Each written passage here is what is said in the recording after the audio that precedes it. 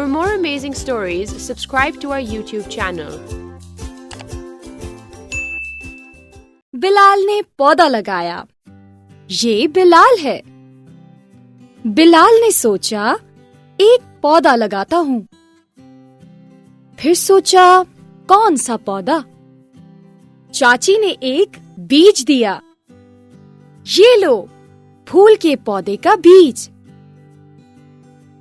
बिलाल ने मिट्टी में बीज डाला, उस पर पानी डाला, सूरज की रोशनी में रखा। उसको रोज देखा, नया पौधा कब आएगा। एक दिन छोटा सा पौधा नजर आया। आ गया! बिलाल खुशी से बोला, अब मैं और पौधे लगाता हूँ।